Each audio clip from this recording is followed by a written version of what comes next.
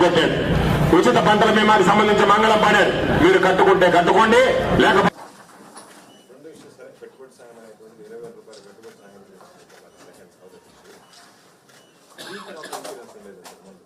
నేరుగా రైతు వేసుకుంటే ఈ క్రాపింగ్ అయిపోయిందంటే గవర్నమెంట్ రైతు కట్టాల్సినటువంటి ప్రీమియం ఆటోమేటిక్.